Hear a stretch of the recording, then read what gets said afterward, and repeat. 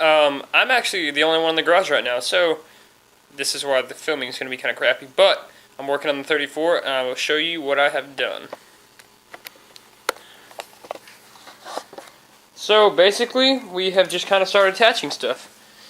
We got our forward attachments all done. I don't think they've been glued in yet.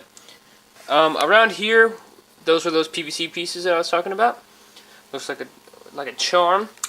And now, what I've done is I've made the mechanism that you'd use to open up the chamber to put your rounds in. Basically, all I did is I cut out a block the size of that, and then I just cut in at an angle, and now I have to cut a piece out of it going like here to here, because that's where the rounds are going to be. And I think I have it drawn somewhere here. Yeah, this was the one that we actually cut out of the gun, but you don't want to use that because it's pretty nasty.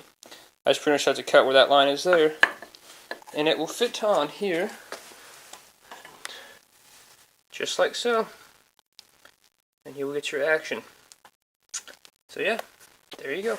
Alright, so last time I showed you how to cut this out, and so now all we did is we attached it with a, 1.5 inch hinge, if you look right here. Bam, bam, bam, bam. It's a little tricky, but then now just close it, like so. And now what we're going to do is we're going to cover it in sheet metal. Oh yeah. That's my favorite sound. And we're going to make sure to have a little lip that comes off of here so it keeps this from moving, because that's just how the hinge is built. So, and we're also going to put magnets on the underside so it gets that good. And we also made sure to cut out the pieces for the round. It goes in there nice and smooth. Alright, Neil, you get to cover sheet metal. Alright, so we pretty much decided to put some metal onto our loading hatch, or whatever you want to call it. Hatch. There you go, hatch. Basically, all I do is you take some sheet metal like this, the thinner the better. It's more malleable, it's easier to shape.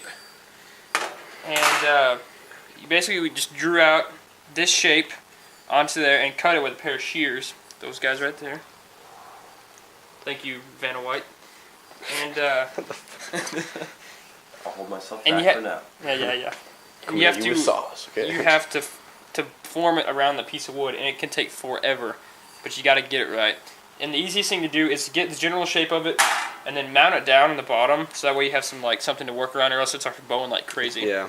And so then we just started doing just small nails and got them, as flat as we could in areas that it needed it. And then we will put a strip on top, and it'll be nice and dandy. It'll look nice and flush, and we'll kind of file it down and get it all clean.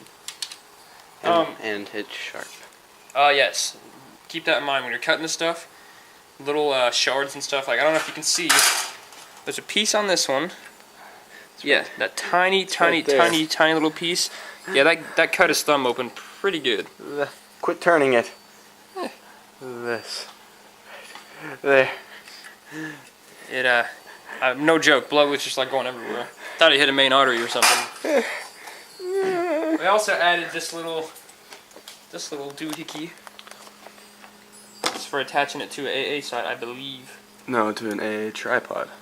Oh yeah. The AA sight. I know I said sight. Sight will goes go over here on the side, stick out that way. And what else was there? Oh yeah, this is the piece we're gonna use. I have no idea what it is. Don't know what it is, but the shape looks good for the sight. Even has like little notches, for like different heights. It's kind of cool.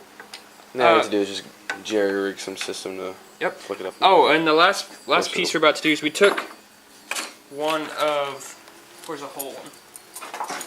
One of these things. I have no idea what they're used for. We have a bunch of them. Just cut it in half. And we were going to put sheet metal around it and then just attach it to here.